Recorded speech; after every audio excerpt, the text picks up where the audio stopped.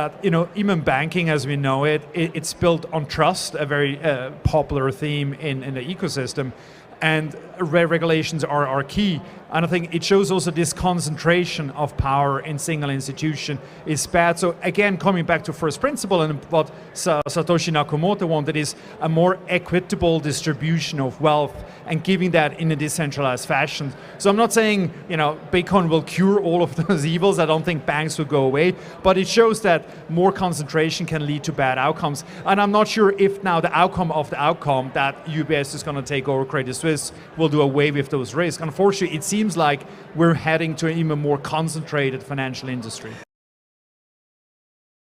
Scale of the Chinese cyber threat is unparalleled. They've got a bigger hacking program than every other major nation combined and have stolen more of our personal and corporate data than all other nations, big or small, combined. If each one of the FBI's cyber agents and intel analysts focused exclusively on the China threat, on nothing but China, Chinese hackers would still outnumber FBI cyber personnel by at least 50 to 1. So what's Joe Biden doing about it? Meanwhile, there's this. Bridgewater Associates founder Ray Dalio, who, of course, has been an incredible supporter of China for years. He wrote this in a LinkedIn memo. The United States and China are on the brink of war and are beyond the ability to talk, according to Ray Dalio. Welcome to the Crypto Teacher. And I come back with that video just to make you think. Don't forget to like and subscribe to the channel. And guys, we have Bitcoin, cryptos, and stocks set up to take a beating come the second half. And I know the mainstream media is going to tell you otherwise. But guys, once this debt ceiling is signed, we know the United States has to pull back. And we see all the other countries moving off the dollar and away from the West. And we know the NWO are the master magicians, and they're setting up for the main distraction. We have the plan unfolding. We had the situation in Sudan. And YouTube is not going to allow me to talk about it. But then also, guys, we have them talking about cyber attacks. And we know that we've been having cyber attack left and right. And a lot of it is not hitting the mainstream media. And then on top of it, we have the major signal, the drums are beating when it comes to Taiwan.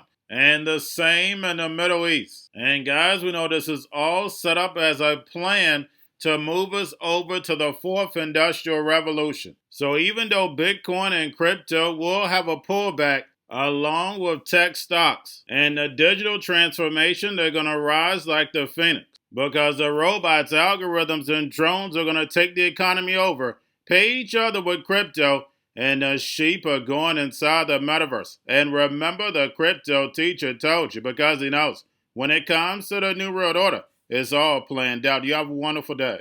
Absolutely, Maria. It's great to be back on. I definitely think we're going to get above that $30,000 level. I think we're eventually going to get to new all-time highs. We had a reset last year with all the issues that crypto had around FTX, around Luna. It had gotten too big, too fast, and we blew up. But we've cleaned up, we've reset, and now we're up 77% year to date. It's the best performing asset class in the world. I certainly think we're going to get eventually above that 30,000. And as I said, I think we're moving to all-time new highs, maybe not this year, but certainly by next year. All that volatility, and we still don't know what the regulations look like. Washington has been going back and forth on this. The Financial Services and the Agricultural Committees announced that they're coming together to set up more regulation for the crypto trading space. SEC Chairman Gary Gensler posted a video on Twitter yesterday. He's pushing to tighten the rules on cryptocurrencies. Take a look at this. The lack of compliance by these crypto platforms means that you don't have basic investor protections. These are things like rule books and surveillance to prevent fraud manipulation. Right, so how come they can't be faster in terms of getting rules on the books so that we understand the guardrails here, Matt? It's incredible, right, Maria? This is the only industry in America that's begging for more regulation. We're asking for more rules, more clarity so that the benefits can apply to the American people. And Gensler and the SEC are trying to apply these rules that were written in the 1930s to a technology in the 21st century. It doesn't work. I love to see Congress stepping in and say, Let's create some good rules of the road that allow for investor protection, but also allow the innovation of crypto to take place here in America, because regulators abroad are moving forward. Europe has brand new comprehensive regulations on crypto. Hong Kong is passing new regulations on crypto. It's the US that's being left behind, and it's great to see Congress step up and step in and do the right thing by proposing these new rules. When cryptocurrency boomed, we had very low, ultra low interest rates. In your opinion, if you want to get crypto well over 30,000, Bitcoin well over 30,000, maybe go back to its record high, does that mean that we again have to see a federal funds rate that's well under 1%, if not close to 0%? Oh, what an incredible question. It's absolutely true that crypto is a risk asset, so it benefits from lower interest rates. But actually, just to get back to those all-time highs, I think what we need is a normalization of interest rates. It would be great if they went lower, but as long as they don't go substantially higher, crypto has these secular tailwinds that are lifting it up. That's why it's rallied so much this year. What we've seen from the Fed is they've stopped the 75 basis point rate hikes. They're now fiddling with 25 basis points here or there. That's good enough. Crypto can withstand neutral Fed policy, even at relatively high interest rates. It just can't fight, an aggressive rate hiking cycle. Unfortunately, yeah. I think that's behind us, and that's part of the reason why I'm so optimistic on where crypto is going over the next 12 months. Going to a different economy, and we're going to be learning more about that as we go. But clearly, we're learning that things can be done from remote locations. We're learning that technology can replace people even more than we thought. We're not going back to the same economy. We're recovering, but to a different economy, and it'll be one that is more leveraged to technology. And I worry that that is going to make it even more difficult than it was for many workers. In Silicon Valley, and my friends who work in technology know that what we did to the manufacturing workers, we are now going to do to the retail workers, the call center workers, the fast food workers, the truck drivers, and then even bookkeepers, accountants, insurance agents, lawyers, and on through the economy. So what happened to the manufacturing workers is a very clear sign. And so we'll import Chinese-based CBDC technology. So it's going to be CBDC in a box provided to you by the People's Bank of China. It's Cryptoteacher and the new World Order book, plus the 3 kids books. It's time to re-educate. Also, new to cryptos, Coinbase, Bitrue, Binance.